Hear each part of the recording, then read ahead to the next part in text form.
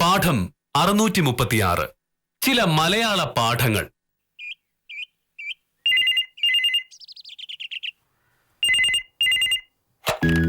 Hello, അതെ. ആ, സത്യപാല, ഞാൻ അങ്ങോട്ട് വിളിക്കാനിരിക്കുകയായിരുന്നു. സേതുമാധവൻ സാർ ഇന്നലെ വിളിച്ചിരുന്നു. കേസിന്റെ കാര്യമൊക്കെ എന്തായാലും ചോദിച്ചിട്ടുണ്ട്. ആ, ഞാൻ പറഞ്ഞു സത്യപാലനോട് ചോദിക്കാൻ. സാർ സത്യപാലനെ വിളിക്കുമായിരിക്കും. എന്തു പറ്റി? അയ്യോ, ഇതുവരെ ശരിയായില്ലേ? അതെന്താ?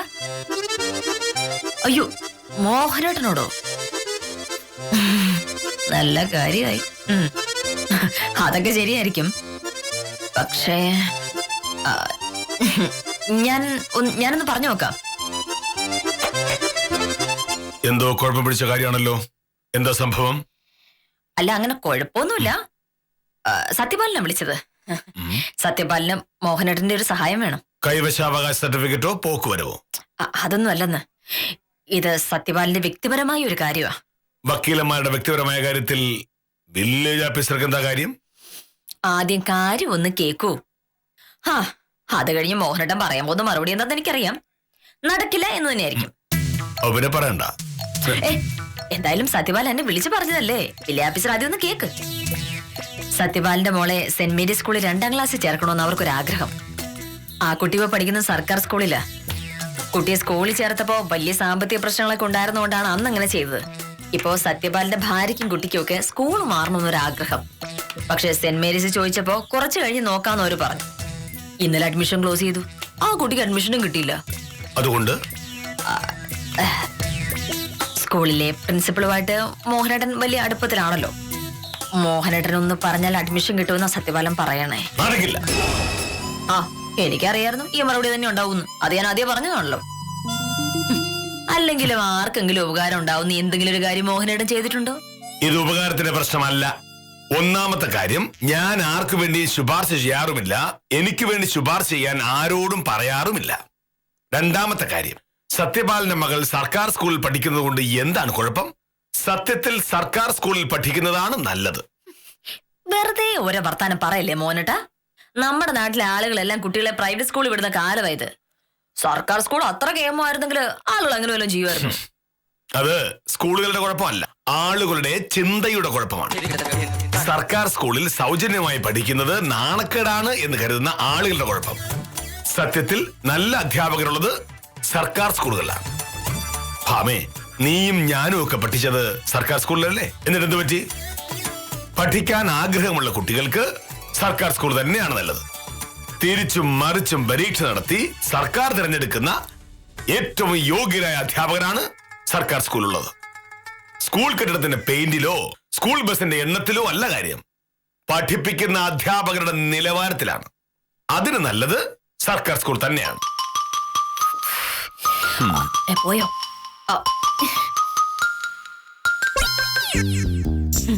മോഹനേട്ടൻ പറയുന്നായിരുന്നു കാര്യമെങ്കിൽ നമ്മുടെ നാട്ടിൽ പുതിയ പുതിയ സ്വകാര്യ സ്കൂളുകൾ ഉണ്ടാവുകയുമില്ലായിരുന്നു. ഉള്ള സർക്കാർ സ്കൂൾ ഇങ്ങനെ പൂട്ടി പോവുകയില്ലായിരുന്നു. അത് സത്യപാലനെയും നിന്നെയും പോലുള്ള ആൾക്കാരുടെ വിവരക്കേട്. മക്കൾ സർക്കാർ സ്കൂളിലാണ് പഠിക്കുന്നത് എന്ന് പറയുമ്പോ ചില അച്ഛനമ്മമാർക്ക് തോന്നുന്ന നാണക്കേടാണ് പ്രശ്നം. ഇത് സ്കൂളിന്റെ കാര്യത്തിൽ മാത്രമല്ല, ആശുപത്രിയുടെ കാര്യം ആലോചിച്ച് നോക്കൂ. അതിസമർത്ഥരായ ഡോക്ടർമാർ ധാരാളമുള്ള സർക്കാർ ആശുപത്രിയിൽ പോകാതെ കാശ് കൊടുത്ത് മെഡിക്കൽ സീറ്റ് വാങ്ങി പഠിച്ചിട്ട് വരുന്ന മണ്ടൻ ഡോക്ടർമാരുള്ള സ്വകാര്യ ആശുപത്രികൾ അന്വേഷിച്ചു പോകും നമ്മുടെ ആളുകൾ. സർക്കാർ ആശുപത്രിയിലെ ചികിത്സക്ക് പൈസ കൊടുക്കണല്ലോ. അത് നാണക്കേടാ.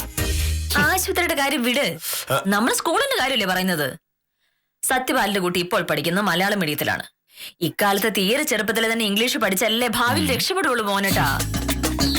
നീ മലയാളം മീഡിയത്തിലല്ലേ പഠിച്ചത്? എന്നിട്ട് നിനക്ക് നന്നായിട്ട് ഇംഗ്ലീഷ് അറിയാലോ. അല്ല ഭാമേ, കുട്ടികൾക്ക് പ്രത്യേകിച്ച് താഴ്ന്ന ക്ലാസ്സിൽ മലയാളം മാത്രമേ പഠിക്കേണ്ട കാര്യമുള്ളൂ. ഇംഗ്ലീഷ് പോലുള്ള അന്യഭാഷകൾ ആവശ്യം വരുമ്പോൾ പിന്നീട് പഠിക്കാമല്ലോ. നമ്മുടെ നാട്ടിലെ ഇപ്പോഴത്തെ ഉയർന്ന ഉദ്യോഗസ്ഥന്മാരെല്ലാം മലയാളം മീഡിയത്തിൽ പഠിച്ചവരാണ്. കോളേജിലെത്തിയപ്പോൾ അവർ ഇംഗ്ലീഷ് പഠിച്ചു. എന്നിട്ട് അവരുടെ ഇംഗ്ലീഷിന് എന്ത് ദോഷമാണ് ഉണ്ടായത്?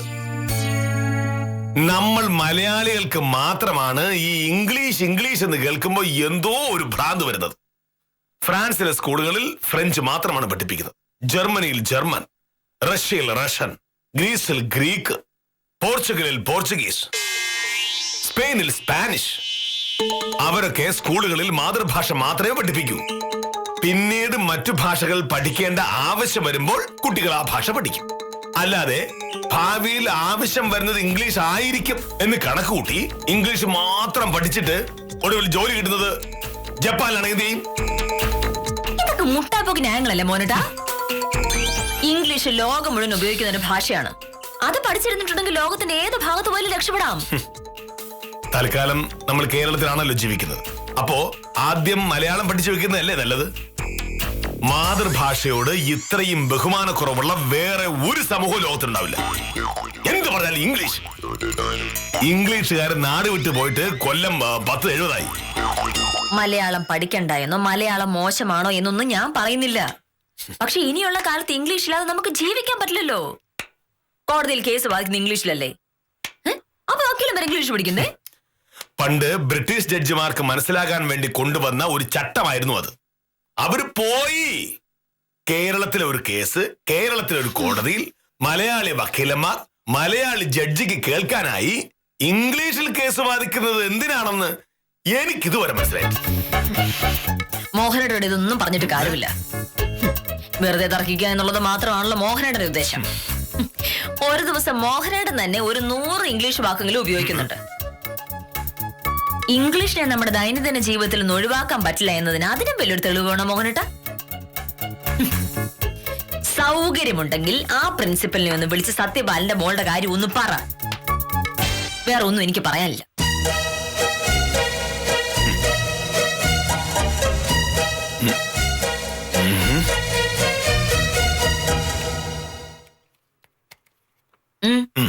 സൗകര്യമില്ല. എന്തിന്? നീയല്ലേ പറഞ്ഞത് സൗകര്യമുണ്ടെങ്കിൽ സത്യപാലിന്റെ മോളുടെ കാര്യം പ്രിൻസിപ്പലിനോട് സംസാരിക്കാൻ? സൗകര്യമില്ല.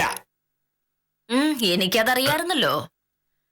മോഹനേട്ടൻ അങ്ങനെ സംസാരിച്ചിട്ടുണ്ടെങ്കിൽ സത്യപാലിന്റെ മോൾക്ക് സെന്റ് മേരീസിൽ അഡ്മിഷൻ കിട്ടും. അങ്ങനെ കിട്ടിയിട്ടുണ്ടെങ്കിൽ അവർക്കതൊരു സന്തോഷമാകും. എനിക്ക് അവരുടെ മുന്നിൽ ഒരു പേരുമാകും. അതൊഴിവാക്കാൻ വേണ്ടിയാണല്ലോ ഇത്രയും നേരം സർക്കാർ സ്കൂളിന്റെയും മലയാള ഭാഷയുടെയൊക്കെ ഈ മഹത്വം വിളമ്പിയത്. ഞാൻ മലയാള ഭാഷയുടെ മഹത്വം വിളമ്പിയത് മലയാള ഭാഷയോടുള്ള ബഹുമാനം കൊണ്ട് തന്നെയാണ്. എന്നെ സംബന്ധിച്ചിടത്തോളം ഈ ലോകത്തെ ഏറ്റവും ശ്രേഷ്ഠമായ ഭാഷ മലയാളമാണ്. പിന്നെ എന്തിനാണ് ഇടയ്ക്കിടയ്ക്ക് ഇങ്ങനെ ഇംഗ്ലീഷ് പറയുന്നത്? ഞാൻ പറയാറില്ല. എന്തിനാണ് മോഹനേട്ടൻ ഇങ്ങനെ കള്ളം പറയണേ? ഒരു ദിവസം കുറഞ്ഞ 500 വാക്കെങ്കിലും മോഹനേട്ടൻ ഇംഗ്ലീഷ് പറയുന്നുണ്ട്. മോഹനേട്ടനെന്നല്ല ആര് വിചാരിച്ചാലും പൂർണ്ണമായിട്ട് ഇംഗ്ലീഷ് ഒഴിവാക്കി സംസാരിക്കാൻ പറ്റില്ല. എനിക്ക് പറ്റും. ഞാനത് ഇതിനു മുമ്പ് തെളിയിച്ചിട്ടുണ്ട്. പഴയ കഥ വീട്. ഇപ്പോ അങ്ങനെ ഒരു പന്തയത്തിന് തയ്യാറാണോ? എന്ത് പന്തയം? സമയത്രേ? 8:30. ഇപ്പൊ മുതൽ അരമണിക്കൂർ സമയം, അതായത് 9 മണി വരെ മോഹനേട്ടൻ മലയാളം അല്ലാതെ ഒരു വാക്ക് പോലും ഉപയോഗിക്കാൻ പാടില്ല. സമ്മതിച്ചു. ഇനിയുണ്ട് വ്യവസ്ഥ. പന്തയം ജയിക്കാനായി മിണ്ടാതിരിക്കാം എന്ന് കരുതണ്ട. എല്ലാ ചോദ്യങ്ങൾക്കും ഉത്തരം പറയണം. എവിടെയെങ്കിലും വെച്ചൊരൊറ്റ ഇംഗ്ലീഷ് വാക്ക് പോലും പറയരുത്. മോഹനേട്ടൻ ഇംഗ്ലീഷ് പറഞ്ഞിട്ടുണ്ടെങ്കിൽ ഞാൻ ജയിച്ചു. അരമണിക്കൂർ മലയാളം മാത്രം പറഞ്ഞിട്ടുണ്ടെങ്കിൽ മോഹനേട്ടൻ ജയിച്ചു. ശരി, എന്താണ് പന്തയം? മോഹനേട്ടൻ ജയിച്ചിട്ടുണ്ടെങ്കിൽ സത്യപാലിന്റെ മോളുടെ കാര്യം ഇനി ഞാൻ പറയേയില്ല. പക്ഷെ ഞാനാണ് ജയിക്കുന്നത്. ആ പന്തയം നിന്റെ കയ്യിൽ വെച്ചാൽ മതി. എന്തൊക്കെ സംഭവിച്ചാലും പ്രിൻസിപ്പലിനോട് സംസാരിക്കുന്ന പ്രശ്നമേ ഇല്ല. ആരോട്? പ്രിൻസിപ്പലിനോട്. ഇംഗ്ലീഷ്. പ്രിൻസിപ്പൽ മത്സരം തുടങ്ങിയില്ലല്ലോ. ആദ്യം പന്തയം നടന്ന് തീരുമാനിക്കുക. ശരി, മോഹനേട്ടൻ തോറ്റിട്ടുണ്ടെങ്കിൽ എനിക്ക് 2 സൈഡ്. സമ്മതിച്ചു. അപ്പൊ മത്സരം തുടങ്ങാൻ പോവാ. ശരി. മോഹനേട്ടൻ ഇതെന്താ? ഇതെന്താണ്? അടുപ്പ്. അപ്പൊ ഇതോ?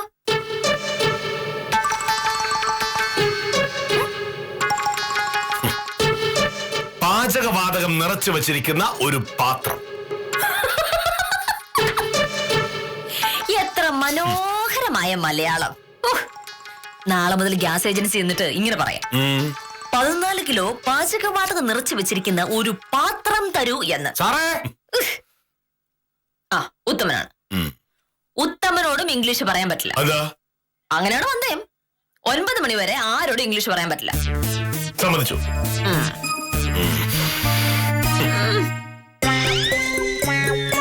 നമസ്കാരമുണ്ട് സാർ. നമസ്കാരം. എന്താണ് ഉത്തമ വന്ന കാര്യം? സാറേ, ശിവശങ്കര സാറിന്റെ സ്ഥലം അളക്കാൻ ചെല്ലാന്ന് പറഞ്ഞത് ഇന്നല്ലേ? രാവിലെയാണോ വൈകിട്ടാണോ സാറിന് സൗകര്യം? രാവിലെ. നമസ്കാരം. തീരെ സൗകര്യമില്ല.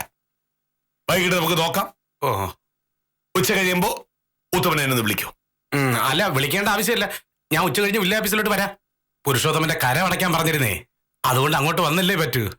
ശരി, അപ്പോ ഉച്ച കഴിഞ്ഞ് ഉത്തമൻ വരൂ. അപ്പൊ നമുക്ക് തീരുമാനിക്കാം. ഓ ശരി സാറേ. പിന്നെ സാറേ, സുലൈമാന്റെ കൈവശാവകാശ സർട്ടിഫിക്കറ്റിന്റെ കാര്യം? അതിനുള്ള അപേക്ഷ ഇന്നലെ തന്നേ ഉള്ളൂ. നാളെ ഉച്ച കഴിഞ്ഞ് തന്നാൽ മതിയല്ലോ. എന്ത്? നാളെ ഉച്ച കഴിഞ്ഞിട്ട് എന്ത് തന്നാലും മതിയെന്നാണ് മോഹനേട്ടൻ ഉത്തമനോട് പറഞ്ഞത്? കൈവശാവകാശ സാക്ഷ്യപത്രം. എന്താണ് സാറേ? ഉത്തമ വന്ന കാര്യം നടന്നല്ലോ. പെട്ടെന്ന് സ്ഥലം വിടാൻ നോക്ക്. അങ്ങനെ പോലെ ഉത്തമ, ഇവിടെ നടക്കുന്ന എന്താണെന്നൊന്ന് അറിഞ്ഞിട്ട് പോ. മലയാളം അല്ലാതെ ഒരക്ഷരം പോലും മിണ്ടില്ല എന്ന വാശിയിലാണ് മോഹനേട്ടൻ സാറ്.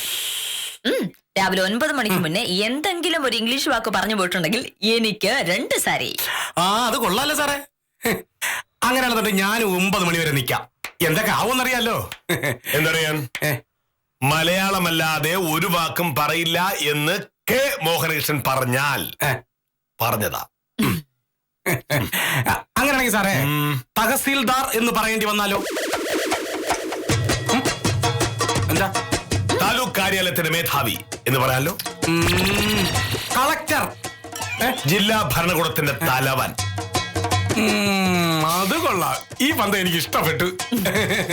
എന്നാ ഇനി ഇതിൽ രണ്ടിലൊന്നും അറിഞ്ഞിട്ട് ഞാൻ പോകുന്നുള്ളൂ. സഹകരണ ബാങ്കിലെ ജനാർദ്ദന സാറിനെ കാണണമെന്ന് പറഞ്ഞിട്ട് ഇറങ്ങിയതാ. ഇനിയിപ്പോ അതങ്ങ് മാറ്റി വെക്കാം. സഹകരണ മേഖലയിൽ പണമിടപാട് നടത്തുന്ന സ്ഥാപനത്തിന്റെ ഗുമസ്തനായ ജനാർദ്ദനൻ അവർകൾ അല്ലേ ഉത്തമ? Correct correct. ഞാൻ വരുന്നു. എവിടെ പോന്നു? ശബ്ദം കേട്ടില്ലേ? ഏത് ശബ്ദം? വിദൂര ശബ്ദ സംവേദന സഹായിയിൽ നിന്ന് കേട്ട ശബ്ദമാണ് ആ കേൾക്കുന്നത്. ആർക്കോ എന്നോട് എന്തോ സംസാരിക്കാനുണ്ട്. മാറി നിൽക്കൂ, പോയി വരട്ടെ. എന്താണ് നോക്കിയല്ലേ സാർ ഇപ്പൊ പറഞ്ഞിട്ട് പോയത്? ഇതൊക്കെ സാമ്പിൾ അല്ലേ ഉത്തമാ? ഇനി എന്തെല്ലാം വരാനിരിക്കുന്നു. അപ്പൊ ഉത്തമം കിട്ടു. ഞാൻ മോഹനയുടെ തൊട്ടു പിന്നതിനെ കാണാം. അടുത്തുനിന്ന് മാറുമ്പോ വില്ലേജ് ഓഫീസറിന് ഇംഗ്ലീഷ് പറഞ്ഞാലോ? ശരി. പലതരം ഭ്രാന്ത് കേട്ടിട്ടുണ്ട്. ഇത് പക്ഷേ അതിനേക്കാളും വലുതാ.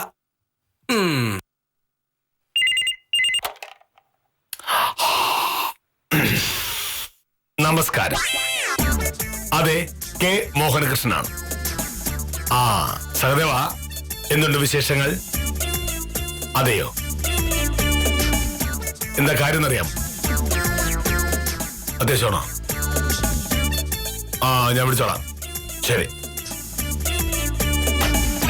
സഹദേവനാണ്. താലൂക്ക് കാര്യാലയത്തിലെ മേധാവിക്ക് എന്നോടെന്തോ സംസാരിക്കാനുണ്ട്. അത്യാവശ്യമായി അങ്ങോട്ട് വിളിക്കാൻ പറഞ്ഞു. വിളിക്ക. തഹസിൽദാർ അങ്ങനെ പറഞ്ഞിട്ടുണ്ടെങ്കിൽ എന്തെങ്കിലും അത്യാവശ്യം കാണുമല്ലോ.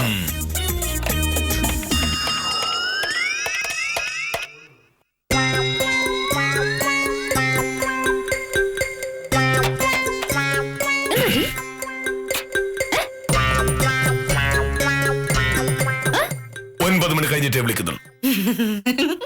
കാര്യം മനസ്സിലായി. തഹസിൽദാർ ഫോൺ എടുത്തു കഴിയുമ്പോൾ സാർ എന്ന് വിളിക്കേണ്ടി വരും. അതൊഴിവാക്കാനുള്ള വിദ്യ. എന്നാലും എന്റെ മോഹനേട്ടാ, എത്ര നേരം പോകും നമുക്ക് കാണാം. കാണാൻ ഒന്നുമില്ല. ഇത് കൃത്യം 9 മണി വരെ പോകും.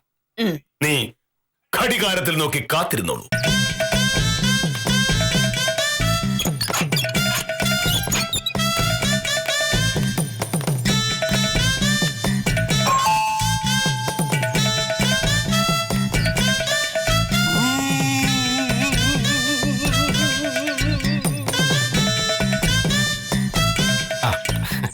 നമസ്കാരം സർ.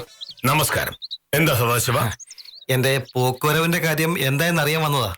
സദാശിവനോട് ഞാൻ പല പ്രാവശ്യം പറഞ്ഞിട്ടുണ്ട്, ഔദ്യോഗിക കാര്യങ്ങൾ സംസാരിക്കണമെങ്കിൽ എന്റെ കാര്യാലയത്തിലേക്ക് വരണമെന്ന്. ഇത് എന്റെ വീടാണ്. എവിടെ വരാന്ന? എവിടെ വരാനാ ഞാൻ നേരത്തെ പറഞ്ഞിട്ടുള്ളത്? ആഫീസില്. അത് സദാശിവന്റെ പോക്കുവരവുള്ള അപേക്ഷ 30 ദിവസത്തേക്ക് പരിഗണിക്കൽ. അത് പരാതിക്കാർക്ക് പരാതിപ്പെടാനുള്ള കാലപരിധിയാണ്. അത് കഴിഞ്ഞ് പ്രസ്തുത അപേക്ഷ താലൂക്ക് കാര്യാലയത്തിലേക്ക് അയക്കും. ആ കാര്യാലയത്തിന്റെ മേധാവി അത് പരിശോധിച്ച് തീർപ്പാക്കി തിരികെ എന്റെ കാര്യാലയത്തിലേക്ക് അയച്ചാൽ സദാശിവന് കരം തീർത്ത് കൈവശാവകാശ രേഖയ്ക്ക് അപേക്ഷിക്കാം. മനസ്സിലായോ? അല്ല, 2 ദിവസത്തിനുള്ളിൽ കൈവശാവകാശ സർട്ടിഫിക്കറ്റ് കൊടുത്ത ലോൺ പെട്ടെന്ന് ശരിയാക്കാന്ന് ബാങ്കുകാർ പറഞ്ഞു. അങ്ങനെ ഏതെങ്കിലും പണമിടപാട് സ്ഥാപനത്തിലെ ഉദ്യോഗസ്ഥർ പറയുന്നത് അനുസരിച്ച് ലഭ്യമാകുന്നതല്ല ഒരു സർക്കാർ രേഖ. അതിന് ചില ചട്ടങ്ങളും നിയമങ്ങളുമുണ്ട്. അതനുസരിച്ച് മാത്രമേ കെ മോഹനേഷൻ പ്രവർത്തിക്കൂ. അതല്ല സർ, അടുത്ത മാസം മുതൽ ഓട്ടോയ്ക്ക് വില കൂടുമെന്ന് ഷോറൂമിൽ നിന്ന് പറഞ്ഞു. ഈ മാസം തന്നെ ലോൺ കിട്ടിയ എനിക്ക് അത്ര ലാഭമാണ്. സാറിന് അറിയാലോ, ആ വണ്ടി കിട്ടിയിട്ട് വേണം ഇനി എനിക്ക് ജീവിക്കാൻ. അതൊക്കെ സദാശിവന്റെ മാത്രം പ്രശ്നമാണ്. സദാശിവൻ വാങ്ങാൻ ഉദ്ദേശിക്കുന്ന ത്രിചക്ര ശകടത്തിന് വില കൂടുമെന്ന് കരുതി സർക്കാർ നടപടികൾ മാറ്റാനാകുമോ? ഇല്ല. ഞാൻ ഇന്ന് താലൂക്ക് കാര്യാലയത്തിന് മേധാവിയെ കാണാൻ പോകുന്നുണ്ട്. സദാശിവന്റെ കാര്യത്തിന് എന്തെങ്കിലും ഇളവനുസരിച്ച് സാക്ഷ്യപത്രം പെട്ടെന്ന് നൽകാനാകുമോ എന്ന് ഞാൻ ചോദിച്ചു നോക്കാം. തൽക്കാലം സദാശിവൻ പോകാൻ നോക്കും. മാറി നിൽക്കും. അല്ല, സാറെന്താ ഇങ്ങനെ സംസാരിക്കുന്നേ? എന്താന്നറിയില്ല സദാശിവ, രാവിലെ മുതലേ ലക്ഷണം കിട്ടിയൊരു പെരുമാറ്റോ. പറയുന്നത് എന്താന്ന് എനിക്കും മനസ്സിലാവുന്നില്ല. എന്നാ പിന്നെ പൊയ്ക്കോ. ശരി.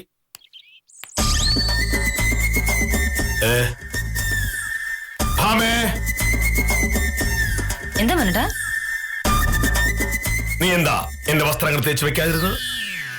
വസ്ത്രങ്ങൾ തേക്കണമെങ്കിൽ കറണ്ട് വേണം. കറണ്ട് ഇല്ല. വൈദ്യുതി ഉണ്ടല്ലോ. സാറാളെ കൊള്ളാം. കറണ്ടിലും കുത്തിയില്ല. ഒരെണ്ണം ഏത് ഷർട്ടാ വേണ്ടത്? ഈ മേൽക്കുപ്പായം തേച്ചു വെച്ചോ. കൊള്ളാം. എന്ത് മനോഹരമായ പ്രയോഗം. മേൽക്കുപ്പായം. ഒരു കാര്യം ചെയ്താലും മോഹനേട്ടാ, ഈ മലയാളം പറച്ചില്ല നമുക്കിങ്ങ് സ്ഥിരമാക്കിയാലോ. അതോടെ നാട്ടുകാർക്കിടയിൽ മോഹനേട്ടന് ഭയങ്കര പേരായിരിക്കില്ലേ? എന്റെ അത്തരം വ്യക്തിപരമായ കാര്യങ്ങൾ ആലോചിച്ച് തീരുമാനിക്കാനുള്ള പ്രാപ്തിയും ബുദ്ധിയും എനിക്കുണ്ട്. മലയാളം മാത്രം പറഞ്ഞ് ഒരു കുടയും ബാഗും പിടിച്ച് ഇങ്ങനെ പോകുമ്പോ ആളുകൾക്ക് അതൊരു കൗതുകം തന്നെയായിരിക്കും. എന്ത് പറഞ്ഞാലും കുടയും ബാഗും കളയില്ലല്ലോ. കുടയും സഞ്ചിയും എന്ന് പറയുന്നതാണ് ശരി.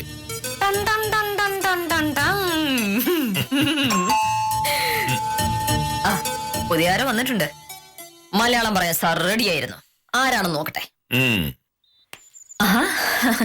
ജോസഫ് സാറോ? എന്താ സാർ രാവിലെ? മോഹനേഷല്ലേ? ആ ഉണ്ട്, ഞാൻ വിളിക്കാം. നമസ്കാരം മോഹനേഷ. നമസ്കാരം. എന്താണ് രാവിലെ? ഒന്നുമില്ല, ഞാൻ രാവിലെ ഇതുവഴി പോയപ്പോ കേറിയെന്നേ ഉള്ളൂ. മോഹനേഷന് സുഖം തന്നെയല്ലേ? അതെ. മോഹനേഷൻ ആഫീസിൽ പോകാൻ നേരമായില്ലേ? ഞാൻ സാധാരണ കാര്യാലയത്തിലേക്ക് പുറപ്പെടുന്നത് 9:38-നാണ്. ആ സമയത്ത് പോയാൽ കൃത്യം 9:49 കാര്യാലയത്തിൽ എത്തിച്ചേരും. സത്യഭാമയ്ക്ക് വേറൊന്നും പറയാനില്ലല്ലോ? ഇല്ല സാർ. എങ്കിൽ പിന്നെ ഞാൻ ഇറങ്ങട്ടെ. താങ്കൾ വന്നതിന് പിന്നിൽ എന്തോ ഗൗരവമുള്ള കാര്യമുണ്ട് എന്ന് മനസ്സിലാകുന്നു. അതെന്താണെന്ന് പറഞ്ഞാൽ നന്നായിരുന്നു. മോഹനേഷൻ എന്താ ഇങ്ങനെ സംസാരിക്കുന്നത്? ഞാൻ ജോസഫാണ്. അതെന്താ താങ്കൾ അങ്ങനെ പറയുന്നത്? സർക്കാർ വിദ്യാലയത്തിലെ പ്രഥമ അധ്യാപകനായ ശ്രീ ജോസഫിനെ എനിക്ക് മനസ്സിലായില്ലെന്നാണോ പറയുന്നത്? താങ്കളും ഞാനും ചേർന്നല്ലേ ഇക്കൊല്ലത്തെ പ്രവേശനോത്സവത്തിന് ഉദ്ഘാടനം നിർവഹിച്ചത്? ആ ഉദ്ഘാടനം നിർവഹിച്ചുകൊണ്ട് താങ്കൾ നടത്തിയ പ്രഭാഷണത്തിൽ ആധുനിക വിദ്യാഭ്യാസത്തിന്റെ സവിശേഷതകളെ കുറിച്ച് പറഞ്ഞ ഭാഗങ്ങൾ ഞാൻ സശ്രദ്ധം കേൾക്കുകയുണ്ടായി.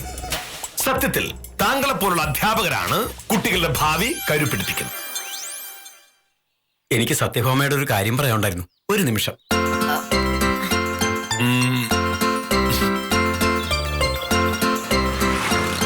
എന്താ സാർ? എന്നോട് സദാശിവം പറഞ്ഞപ്പോഴാണ് ഞാൻ വിവരം അറിഞ്ഞത്. മോഹനേഷന് തലയ്ക്ക് സൂര്യനാവും പറഞ്ഞത്. മസ്തിഷ്ക പ്രക്ഷാളനം.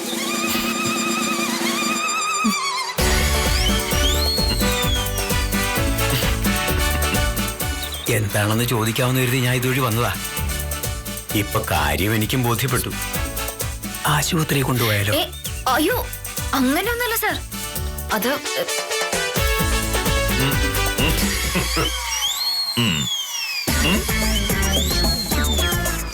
പുറത്തറിഞ്ഞാൽ നാണക്കേടാവൂന്ന് കരുതി മൂടി വെക്കേണ്ട കാര്യമല്ലത്. ഇപ്പൊ എല്ലാത്തരം മാനസിക രോഗത്തിനും ചികിത്സയുണ്ട്. മെഡിക്കൽ കോളേജിലെ ഡോക്ടർ ശിവരാമൻ എന്റെ അടുത്ത സുഹൃത്താ.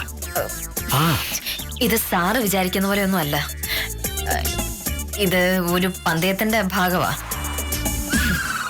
മലയാളം മാത്രമേ പറയൂന്നാണ് വില്ലേജ് ഓഫീസറുടെ വാശി. അതിന്റെ ഒരു ഭാഗമായിട്ടുള്ള പ്രകടനമാണ് ഈ കാണുന്നത്. അത് ശരി. വെറുതെ മനുഷ്യനെ പേടിപ്പിച്ചളഞ്ഞല്ലോ. ഞാൻ കാറുമായിട്ടാ വന്നത്. അപ്പൊ ശരി, വരട്ടെ.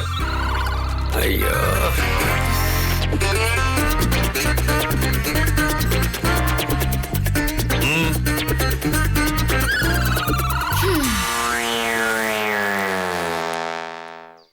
എന്തായിരുന്നു അദ്ദേഹത്തിന് രഹസ്യമായി പറയാനുണ്ടായിരുന്നത്? എന്തെങ്കിലും കോടതി കാര്യമായിരുന്നോ? ഒരു ആശുപത്രി കാര്യമാ. ആർക്കാണ് അസുഖം? ജോസഫ് സാറിന് പരിചയമുള്ള ഒരാൾക്ക് വട്ട്. കഷ്ടം. ആശുപത്രി കൊണ്ടുപോകാൻ കാറും വിളിച്ചു വന്നതാ. ഞാൻ പറഞ്ഞപ്പോഴാ സത്യം മനസ്സിലായത്. മോഹനേട്ടനെ വർത്താനം കേട്ട ആദ്യം സദാശിവനും ഇപ്പൊ ജോസഫ് സാറിന് മോഹനേട്ടനെ വട്ടാണെന്ന് കരുതി. അത്രേ ഉള്ളു കാര്യം. മോഹനേട്ടനെ കൊണ്ടുപോകാനുള്ള കാറുമായിട്ടാണ് സാറ് വന്നത്.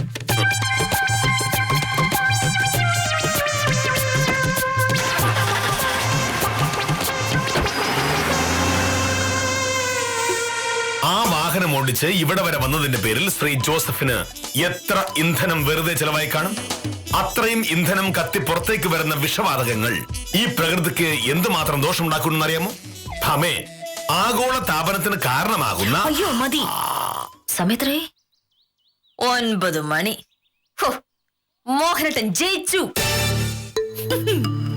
നാട്ടുകാരെ കൊണ്ട് ഭ്രാന്താന്ന് പറയിച്ചാലെന്താ, വില്ലേജ് ഓഫീസറുടെ വാശി ജയിച്ചല്ലോ. എന്തായാലും ഞാൻ സമ്മതിച്ചു മോഹനേട്ട. മോഹനേട്ടൻ ഒരു സംഭവം തന്നെ. മാതൃഭാഷയോട് അങ്ങേയറ്റത്തെ ബഹുമാനം കാണിക്കുന്നത് നല്ലത് തന്നെയാണ്. പക്ഷേ ഭാഷാസ്നേഹം ഭാഷാ ഭ്രാന്തായി പോകാതെ നോക്കുന്നത് നന്നായിരിക്കുമെന്ന് മാത്രം ഉപദേശിച്ച് ഇന്നത്തേക്ക് വിടാം. പുതുമയുള്ള കഥകളുമായി കാര്യം നിസാരം തുടരുന്നു.